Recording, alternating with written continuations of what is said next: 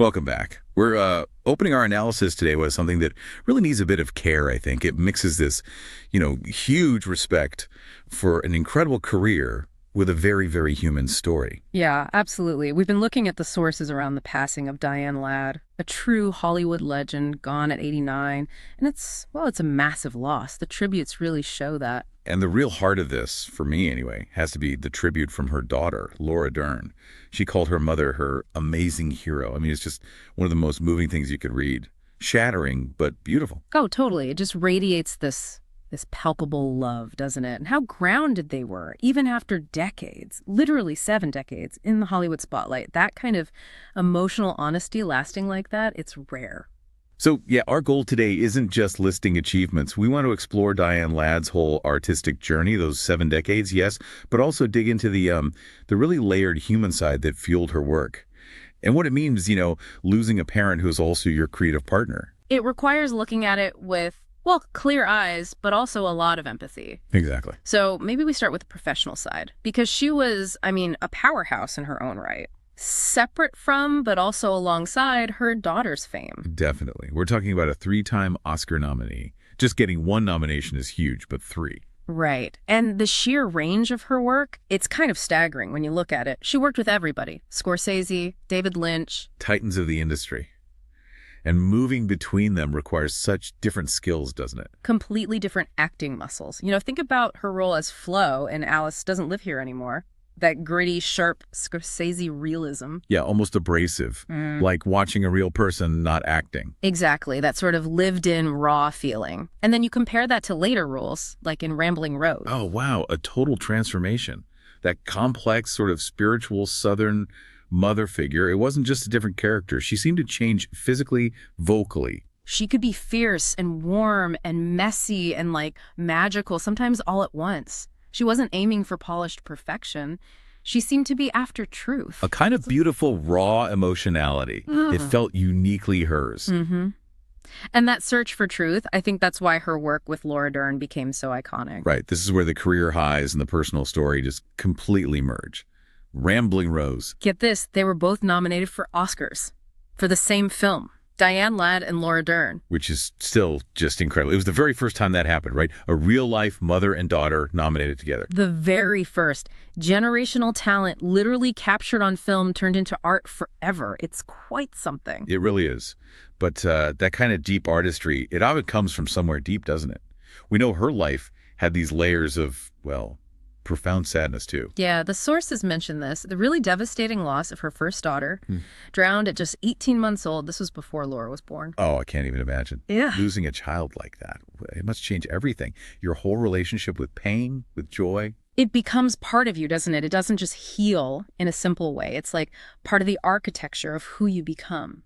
And when you think about her performances through that lens, you kind of understand where that depth came from. It feels less like acting and more like, empathy turned inside out. Yeah, she had this incredibly intimate understanding of human suffering, but also resilience. She wasn't just drawing on technique. It feels like she was channeling something much deeper. I think so. Not maybe consciously using it as a tool, but that understanding, that sorrow, it was just there. It gave her characters this weight, this grounding. It's why she could play people who were both so fragile and incredibly strong at the same time. Mm-hmm. And her life kept having these cycles, didn't it? Deep connections, but also profound loss. Her third husband passed away just months before she did. Just incredible endurance to keep creating, keep loving through all of that. It takes resilience, but maybe not the glossy kind we talk about now.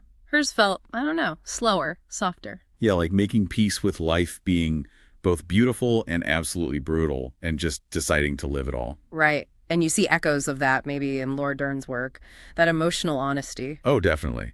Whether it's Marriage Story or Big Little Lies, she has that mix. Her mother had that sort of fire and tenderness together, raw energy. It's like an artistic inheritance.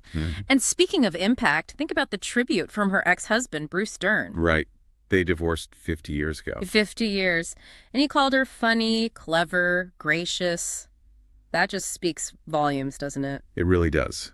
When someone remembers you like that, half a century after a split, that's a legacy beyond awards. It suggests a fundamental kindness and honesty that just, lasted. And that honesty, that sort of blunt, tell-it-like-it-is quality, that seems key to who she was, too.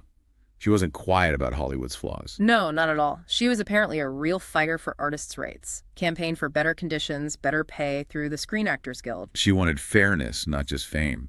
And she had some pretty sharp things to say about it. I saw that quote where she said producers sometimes treated actors worse than children.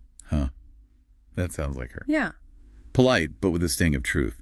Believed in fighting for what's right. Yeah, a fighter. Which kind of brings us to the so what for people listening.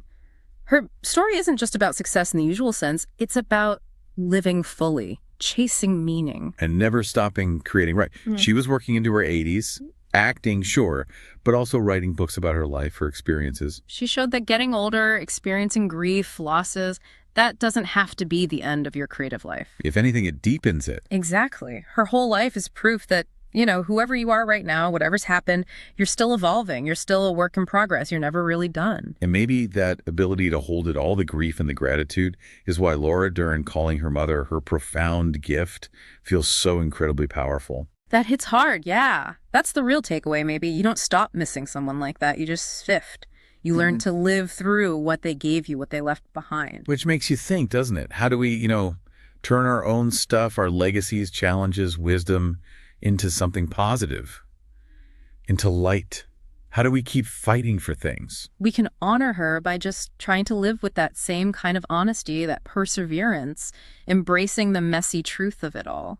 So Diane Ladd, thank you for showing us that art, that life, can hold all of it. Grief, strength, joy. It's a powerful example. Definitely. So until next time, maybe think about what legacy means for you. How are you still shaping your own story no matter what? And maybe remember her advice, which feels pretty fitting given her spirit.